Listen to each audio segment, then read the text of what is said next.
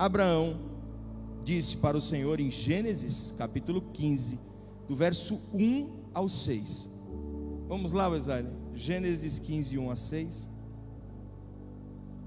Abra a sua Bíblia, ligue ou leia comigo aqui no telão.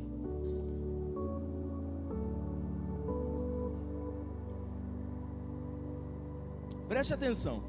Depois dessas coisas, o Senhor falou a Abrão numa visão: não tenha medo, Abrão, eu sou o seu escudo, grande será a sua recompensa.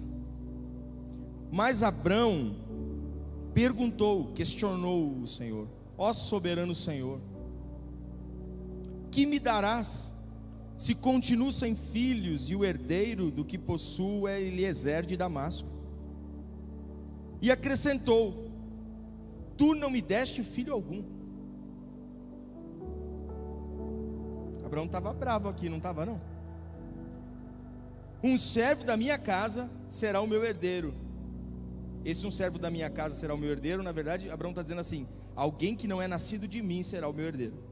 Então o Senhor deu-lhe a seguinte resposta: seu herdeiro não será esse, um filho gerado por você será o seu herdeiro.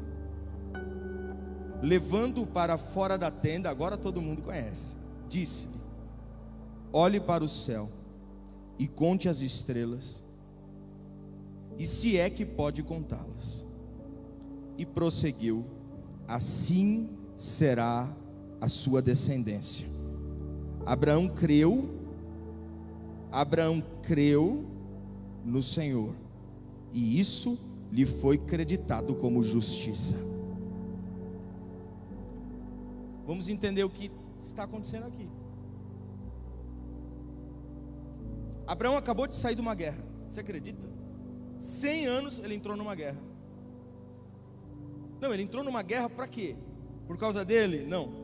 Por causa das posses que ele queria ter? Não. Por causa das terras que Deus prometeu a ele? Também não. Ele entrou na guerra por Ló.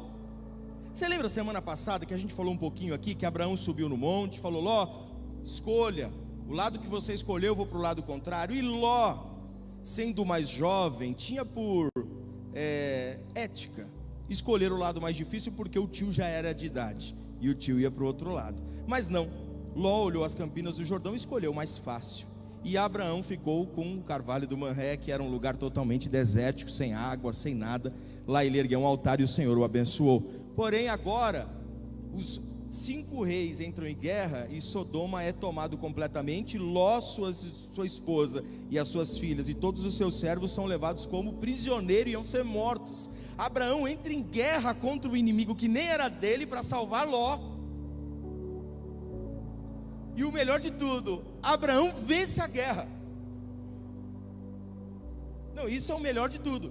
Abraão entra numa guerra por alguém que não tinha, assim, vamos falar a verdade, tinha escolhido a melhor parte, tinha usurpado do seu tio, que o carregou, que nem recebeu a promessa, mas Abraão entrou na guerra por ele. Ló merecia? Não. Mas Abraão mesmo assim entrou em guerra por Ló e venceu essa guerra. Trouxe Ló de volta, a sua esposa, as suas filhas, todos os servos, não só de Ló, de todos os moradores de Sodoma, e trouxe ainda todos os bens que tinham sido roubados. É incrível essa história.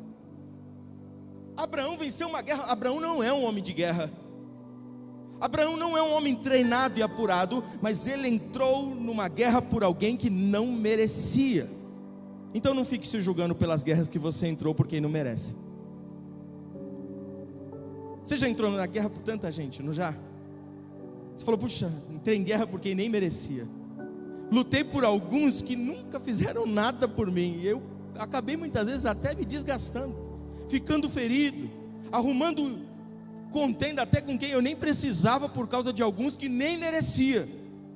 Eu digo para você, existem guerras que nós vamos realmente entrar por quem não merece. Vamos entrar. E aí você diz: mas e aí? O que eu faço? Entre na guerra não espere nada em troca, e faça por favor, somente por favor, porque cada um dá o que tem de melhor. Se ninguém fez isso por você, não espere mais. Agora, seja o melhor de você mesmo. Eu vou continuar entrando em guerras por pessoas que não merecem ainda, com certeza. Quando Abraão voltou e falou com o rei de Sodoma, ele diz assim: me dá só as mulheres, as crianças e os moradores, e todos os bens podem ficar para você. Abraão ergueu as duas mãos para o céu e disse assim: eu não quero nada, absolutamente nada, porque nada disso é meu. O nome disso é favor. O nome disso é favor. Só que toda guerra gera resultados posteriores. Agora Abraão ele volta, e Abraão está com medo. Por quê? Com medo de os reinos que ele venceu, que ele foi lá saquear, virem contra ele. É um medo comum. E ele com medo, Deus se apresenta a ele e diz assim: Abraão, não tenha medo, pois eu sou o seu escudo. A guerra não foi você que venceu, Abraão, fui eu.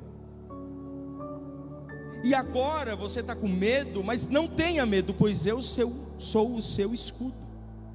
E eu sou a sua fortaleza, o seu baluarte, aquele que monta um forte, uma fortaleza ao seu redor.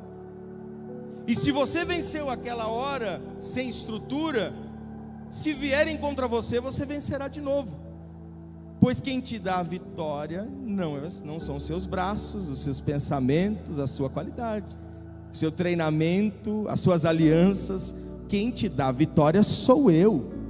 Então descansa, não tenha medo. Só que quando Deus falou isso para ele, Abraão abriu o coração. O medo de Abraão não era tão grande quanto a incerteza de ter um filho, do cumprimento da promessa. Nós temos realmente medo da batalha, mas muitas vezes o medo da batalha é menor do que o medo de não se cumprir as promessas que Deus fez em nossa vida. E quando Deus termina isso, quando ele imagina que Abraão vai levantar um altar de sacrifício, Abraão levanta uma dúvida. Olha só, mas Abraão perguntou. Poxa, Abraão ouviu aquilo de Deus: eu sou seu baluarte, eu vou cumprir, eu vou te recompensar, não tenha medo, fique tranquilo, eu sou o seu escudo. E Abraão perguntou: ó soberano Senhor, que me darás? Ou seja, o que o Senhor tem para mim, se continuo sem filhos? Esse se continuo sem filhos já faz tempo que eu saí de Ur dos Caldeus.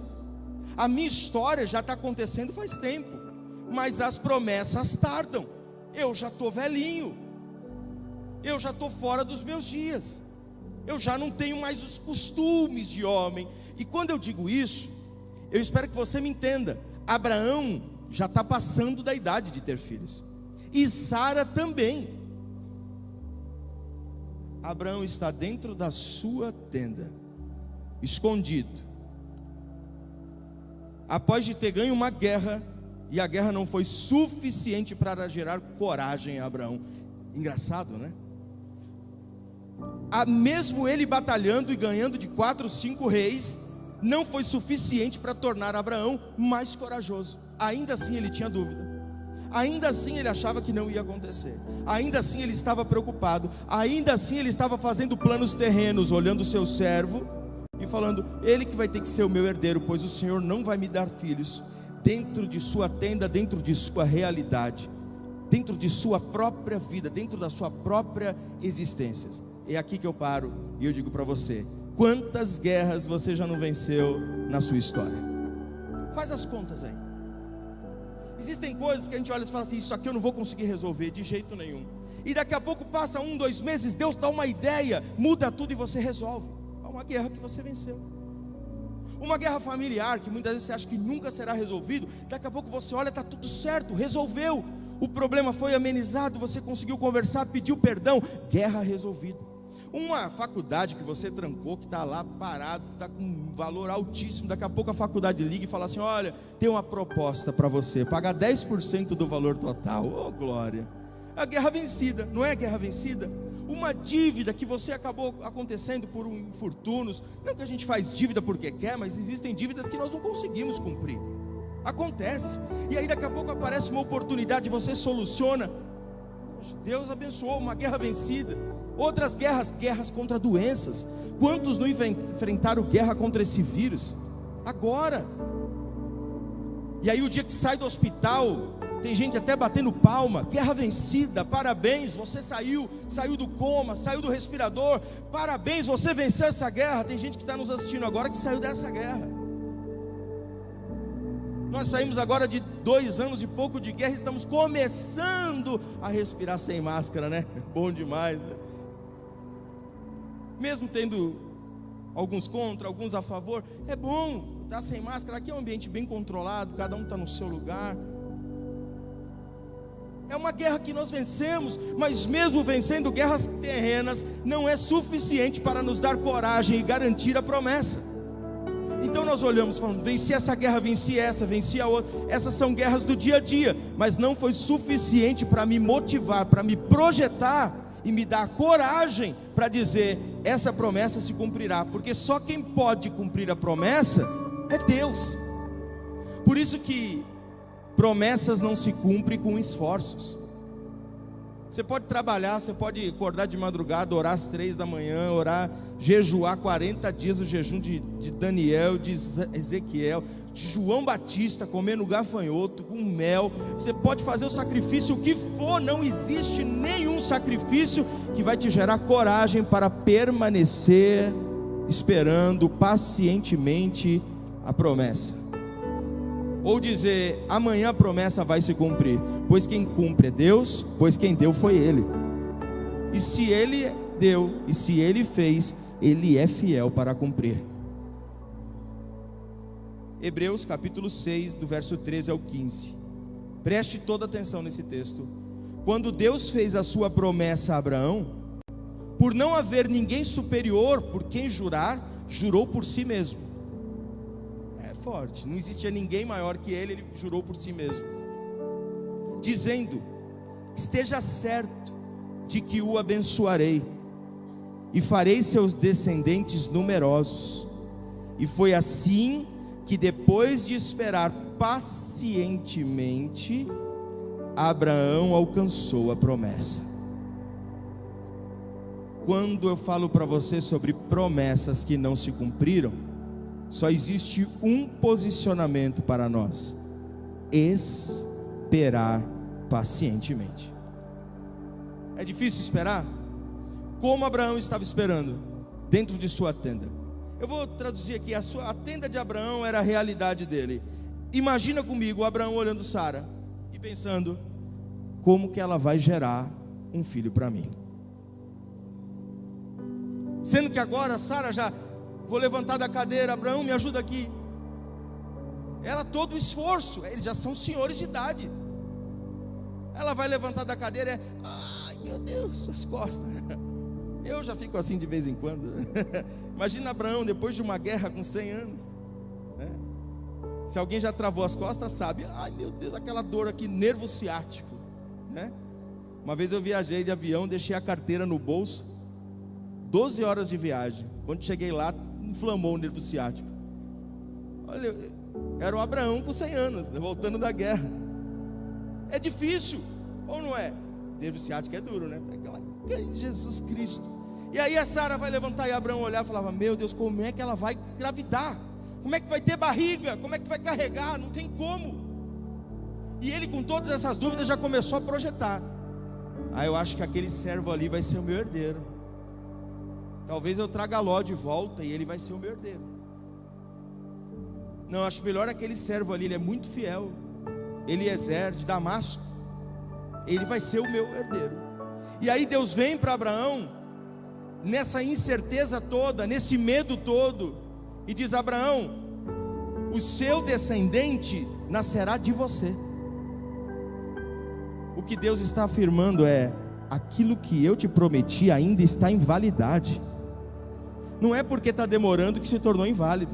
Não é porque você desviou em alguns caminhos ou entrou em guerras que eu não mandei você entrar, São guerras suas que você venceu, porque eu fui contigo, mas eu não te pedi para entrar. Mesmo você indo no Egito e cometendo alguns erros, mesmo assim, você sendo infiel, eu sou fiel. Eu não preciso de você ser fiel para eu ser fiel. Se eu te prometi, eu vou cumprir. E eu disse que nascerá um herdeiro da sua casa, será seu filho, será filho de Sara, e o nome dele será Isaac. É isso, é Isaac. Ele nascerá, mas as circunstâncias me dizem que não. E quem disse que são as circunstâncias que estão ao seu redor que ditam o seu futuro? O seu futuro está na mão de Deus, guardado por Deus, projetado por Deus. E se Ele não puder cuidar do amanhã, em vão você está vigiando hoje. Pois se o Senhor não guardar a casa, em vão vigia a sentinela.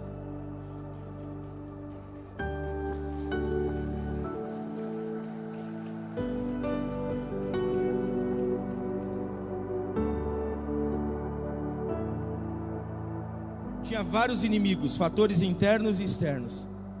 Sara está envelhecendo. O tempo está passando. Já faz tempo que eu saí de Ur dos Caldeus. Guerras estão se levantando ao meu redor. Parece que Deus se esqueceu do que Ele me prometeu. Parece que a aliança acabou. Onde será que eu errei? Onde será que eu falhei? Esse é um pensamento que toda religiosidade tenta imprimir em sua membresia, sabia? Você chega e diz: estou passando dificuldade financeira. A pergunta da liderança religiosa é: você está ofertando direito? É assim. Está pagando suas contas espirituais da forma certa? Fiquei doente. Você está pecando? Não é assim? Está em pecado, por isso você está doente. Lá em casa está uma guerra. Você fez jejum essa semana? É isso que Abraão estava pensando. O que eu errei? O que será que foi? Será que foi minha falha do Egito? Será que foi a mentira que minha esposa era minha irmã? Será que foi isso que Deus cancelou? E Deus vem da seguinte forma: Abraão, não tenha medo, eu ainda estou contigo. E por mais que você tenha medo, e por mais que você não acredite, e por mais que você esteja desistindo, eu não desisti de você. Eu não desisti da tua história. Eu não desisti do que eu te prometi. Pois o que eu te prometi, eu jurei por mim mesmo. E nessa circunstância, Abraão no seu mundinho, Deus pega e diz: Abraão, sai da tua tenda, sai da tua realidade, para de olhar as guerras ao seu redor, para de olhar essas dívidas que estão se levantando, o desemprego, que eu sei que muita gente está desempregado. Para de olhar essa situação, pois essa é o natural, todo mundo conhece. Você de dentro vê isso, e quem está lá fora também já sabe que está difícil e cada dia vai ficar mais. Todos nós sabemos. Eu sei que está difícil. Eu sei que está difícil e cada vez vai ficando mais. Que a maioria das pessoas olha o nosso passado e nos julgam. Eu sei disso. Que olha você, tudo que você fez, eu já sei disso. Mas eu quero que você saia dessa realidade e olhe para algo que você não pode alcançar. E quando Abraão sai, ele diz: olha para o céu. E Abraão olha: conte as estrelas se pode. Se o céu é intocável para nós hoje, se hoje o céu é impossível até de desbravar, o máximo que a gente consegue, você vê isso, dizem, né? A lua, os satélites ao redor, orbitando a terra. Não conseguimos sair praticamente do segundo planeta do nosso lado. Já tem planos para pessoas morarem em Marte. Se vai acontecer, eu não sei. Mas quando Deus mostra para Abraão, na realidade dele, Abraão, olhe para o céu, olhe para aquilo que não está ao seu alcance, aquilo que é intocável para você. Até isso que é intocável para você, que não está ao seu alcance, eu criei com as próprias mãos. Aquilo que é que é impossível para você, olhe para o céu e conte as estrelas. Se nem contar você pode, imagina tocá-las. Eu conheço cada uma delas pelo nome, eu sei onde elas estão posicionadas perfeitamente, para que o universo funcione da forma mais equilibrada possível. Foi eu que equilibrei o universo. Conte se você pode. Senhor, eu não posso, é impossível contar. Se o ser humano não tem nem capacidade de contar, então olhe para esse impossível. É exatamente assim que será a sua descendência. Pode parecer impossível, mas sou eu que faço. Pode parecer improvável, pode parecer intocável, pode parecer que está muito longe, mas pode ter certeza que se Deus prometeu, Ele é capaz de cumprir. E Ele vai cumprir, Ele vai realizar. Quais foram as promessas que o Senhor depositou em sua vida agora? Então pare de olhar para dentro da sua tenda, da sua realidade, e olhe para a promessa e faça dela o seu objetivo. Caminhe em direção a ela. E por mais que seja impossível e intocável, você não precisa tocar para acontecer, pois quem faz acontecer é o Senhor. E Abraão creu, mesmo com medo. Você pode ter fé e ainda assim estar cheio de medo. Você pode ter fé, acreditar e mesmo assim estar duvidando. A sua dúvida justa é válido. E quem nunca orou a Deus e disse: Senhor, eu não acredito mais, eu não aguento mais, eu não estou acreditando, eu vou desistir. Quem já chegou nesse ponto de olhar a Deus e falar: Deus, eu cansei, eu não sei mais o que fazer? Quem com lágrimas, olhando uma situação de desespero dentro de casa, não olhou Deus e falou: Deus, me ajuda, eu não sei mais o que fazer? Toda vez que a fé nasce em meio à dúvida, aquilo que você acredita é creditado como justiça. É isso que diz o texto. Abraão creu, e isso lhe foi creditado como justiça. Justiça é o que determina o que acontecerá daqui para frente. Quando a justiça é praticada num caso de crime, a justiça foi aplicada. A partir dali nós saberemos se o criminoso será condenado, livre, porque a justiça, ela alinha destinos. A partir da justiça, ela coloca em caminho coisas que antes estavam apenas flutuando. Ele puxa e diz: não, isso aqui vai ser a justiça a partir de agora. O criminoso vai pagar pelo que fez. E a justiça desse mundo, ela ainda é falha. É falha. Solta bandidos e prende inocentes. É a justiça do nosso mundo. É uma justiça injusta. Mas a justiça de Deus é perfeita e é em amor. Então quando ele diz que Abraão creu, e é a primeira vez que aparece na Bíblia a palavra creu, primeira vez, ele acreditou em meio a todas as dúvidas. Eu espero que você entenda o que eu estou falando.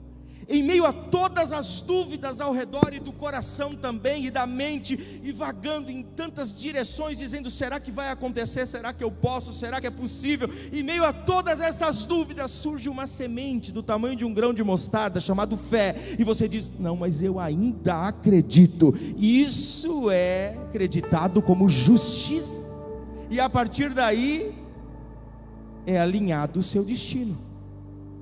Por isso que quem crê em Deus vive por fé e não por vista, pois vive pelo que acredita e não pelo que vê. E cada vez que vivemos pelo que acreditamos e não pelo que vemos, é acreditado como justiça. Ou seja, nós decidimos o nosso futuro acreditando naquilo que Deus tem para nós. Então todas as vezes que você parar e falar assim: Senhor, independente do que eu estou sentindo, eu acredito. Você acabou de decidir o seu destino e entregar o seu destino na mão de Deus. e assim a justiça dele se cumprirá, e o seu destino estará alinhado, como o destino de Abraão foi alinhado. E é exatamente por isso que o final de Hebreus diz assim: e foi assim que, depois de esperar, sentido humano, pacientemente, Abraão alcançou a promessa. Você pode até esperar, mas você vai alcançar aquilo que Deus tem para a sua vida. Mas mesmo assim, depois de tudo isso acontecer, Abraão disse: eu não posso contar. Deus ali está fazendo a comprovação da aliança. Eu entendo suas dúvidas, Abraão. Eu sei que você olha a Sara e duvida. Eu sei que você olha os seus braços, a sua mão enrugada e duvida. Mas pare de olhar para isso e olhe para o nosso tratado, para a nossa aliança. A nossa aliança não depende de você ser novo ou velho. A nossa aliança não depende de você ter ou não ter, de você ser ou não ser. Pois eu não te escolhi porque você era ou porque você tinha. Eu te escolhi porque você aceitou seguir a direção da minha voz. Só por isso. E só porque você aceitou, falou: eu vou. Para onde não sei, mas se o Senhor me chamou, eu vou. Então eu digo para você agora: descansa na esperança, acreditando na promessa.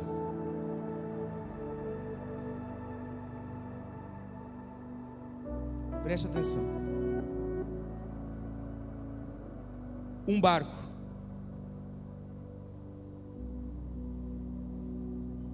Ele precisa ficar parado no porto até que os seus tripulantes cheguem a ele e dê para ele uma direção.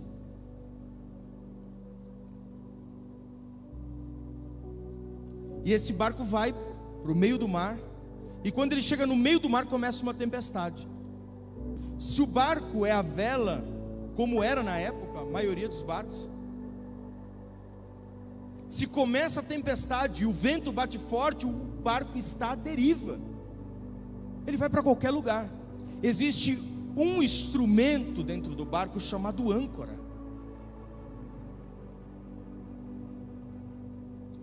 Que quando começa grandes tempestades, eles soltam a âncora.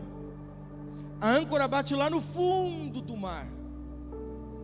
E o barco até balança, mas ele não sai do lugar, ele permanece. Você olhar um barco no meio da tempestade ancorado, ele até vai um pouquinho para o lado, um pouquinho para o outro. Ele até balança assim, ó, treme todo, mas ele permanece no mesmo lugar. Pois a âncora garante com que aquele barco não fique perdido no meio do mar, sem direção. E também a âncora garante que aquele barco não se aproxime de pedras, estoure toda a sua coraça, a parte externa do barco, e o barco afunde. Aquela âncora também, quando aquele barco vai se afastando muito, ela segura aquele barco, ela puxa ele de volta para o centro. Hebreus capítulo 6, verso 19 e 20, mais uma vez é falado sobre Abraão, e diz assim: temos essa esperança como âncora da alma, firme e segura, a qual adentra o santuário interior por trás do véu. Eu falei isso no começo da ministração, onde Jesus, que nos precedeu, entrou em nosso lugar, tornando-se sumo sacerdote para sempre, segundo a ordem de Melquisedeque. Vamos entender esse texto. Abraão,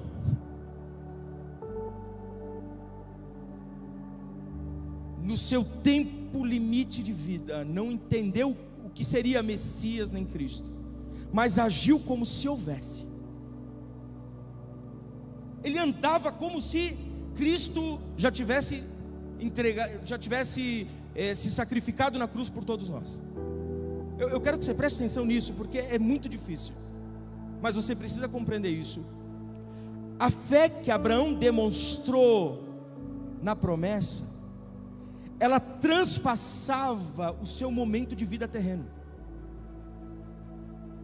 O que em Hebreus é imputado sobre ele, que aquilo que Abraão sentiu foi a esperança. E essa esperança não é uma esperança comum de, eu estou esperando que no Natal eu vou viajar. Isso é esperar, é coisa natural. Essa esperança é ter a certeza daquilo que você entrou aqui hoje desejando será realidade amanhã. É isso. Você ter certeza que você estará com toda a sua família sentada aqui na igreja e todos servirão ao Senhor. Essa é a esperança que Abraão sentiu. Quando Abraão sente essa esperança do filho que vai nascer, em meio a todos os medos terrenos, todas as dificuldades terrenas, ele lançou sobre a palavra de Deus a sua esperança como âncora, porque o mar agitado da vida estava ao redor dele, as guerras, os problemas, as dificuldades, as brigas dentro de casa, a falta de dinheiro, a falta de esperança terrena, a falta de amanhã, a economia quebrando, tudo, diversos problemas que estão ao nosso redor, projetos que deram errado. Pense em tudo isso. Você diz: eu não tenho onde me assegurar. O que Abraão fez? Eu não tenho como me assegurar neste mundo. Eu tenho guerras ao meu redor, eu tenho 4 reis poderosos que me odeiam. Eu não tenho onde lançar. E além disso, esses reis são fichinhas. Eu quero ver restaurar um útero que já não gera mais filho. Eu quero ver dar vigor a um homem que não pode dar mais filho. Ele não tinha onde lançar esperança. E Hebreus acredita, coloca esse crédito em Abraão. Abraão lançou a sua esperança em Deus.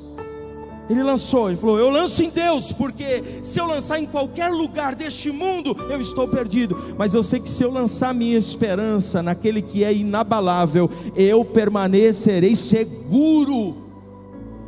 E por que você lança a sua âncora naquilo que é seguro?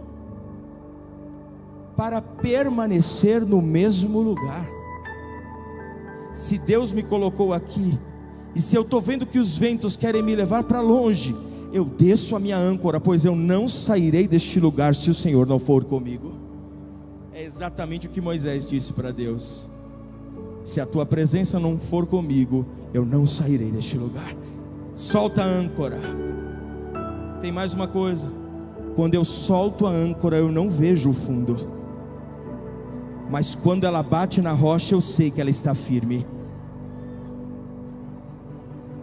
Você pode não estar vendo, mas solta a sua âncora da esperança da sua alma na rocha que é Cristo Jesus. E por mais que você não esteja vendo agora, você pode sentir o fundo. Agora está firme. Agora eu não vou mais me perder. Agora eu estou no caminho certo. Agora eu estou firmado naquele que é inabalável. Agora eu estou firmado naquele que depositou em mim a promessa. E eu não me desviarei do caminho. Podem muitas vozes estar ao meu redor, pode uma tempestade estar ao meu redor, eu estou ancorado em Cristo Jesus. Temos que continuar.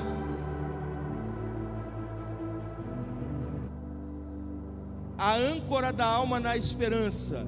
Esperança é como âncora da alma, aquela que adentra o santuário interior. O santuário interior é lugar que homem nenhum via, só o sumo sacerdote. Átrio, lugar de perdão.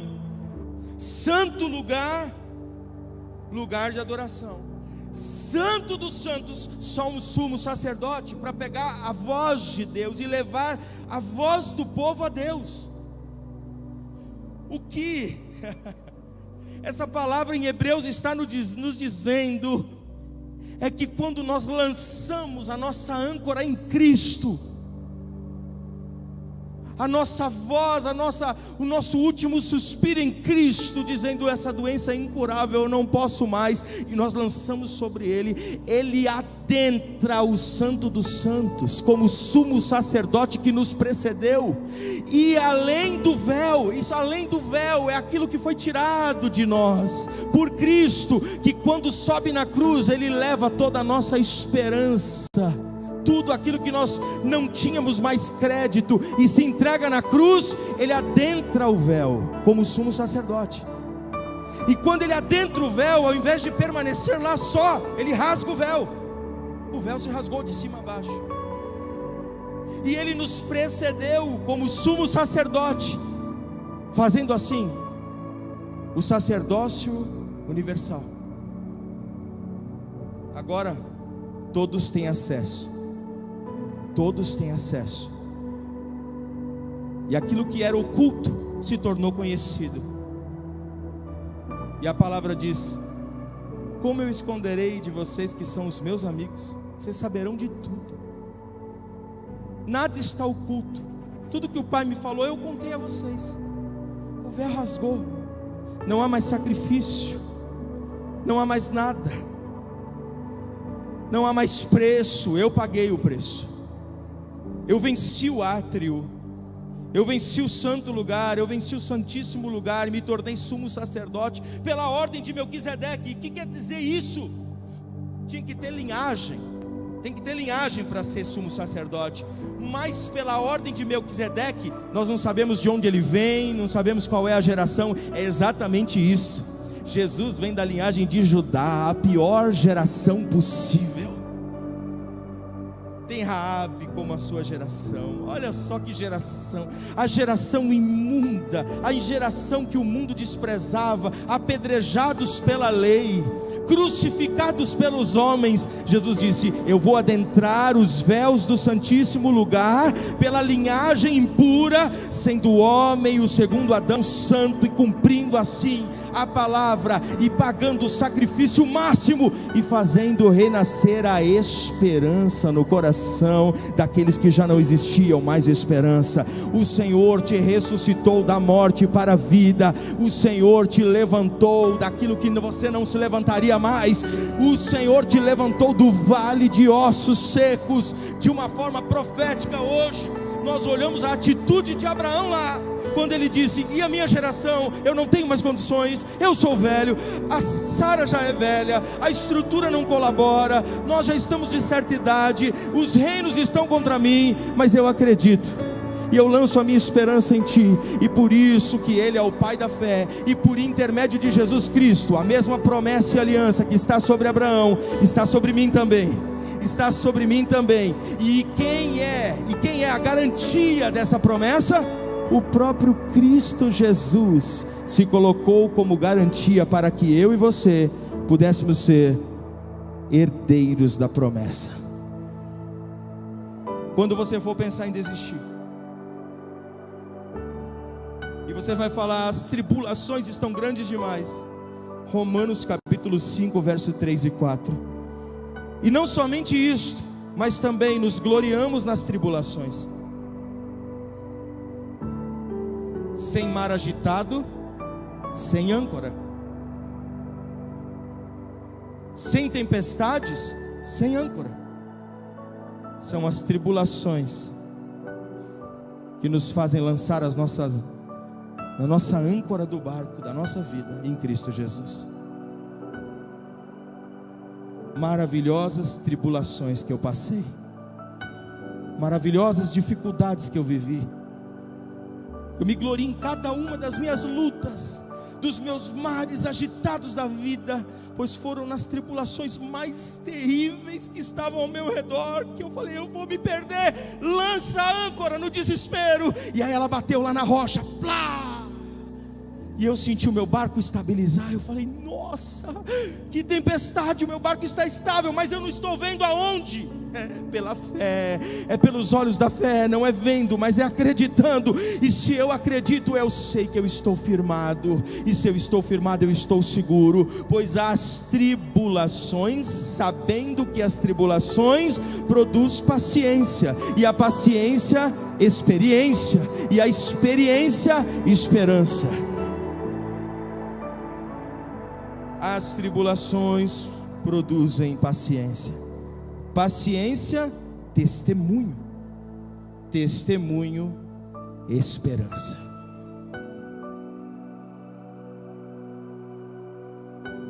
Por isso eu cheguei até agora para dizer para você: não desista.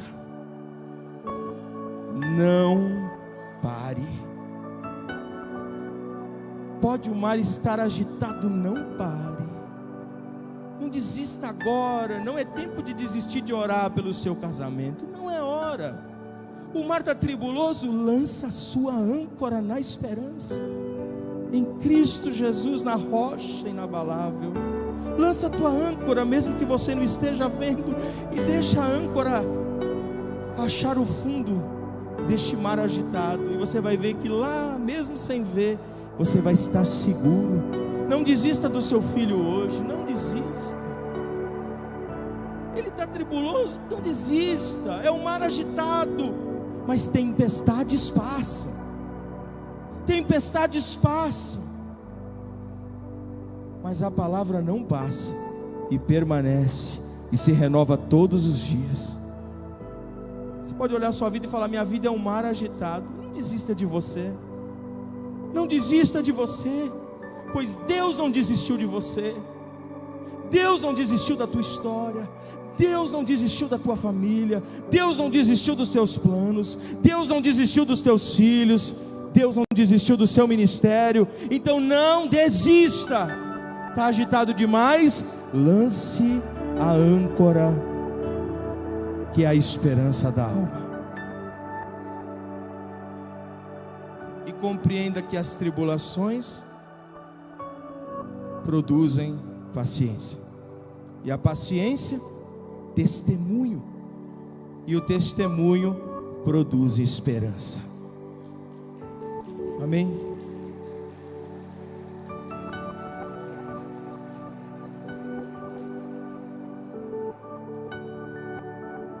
Eu tenho alguém que precisa lançar a âncora hoje?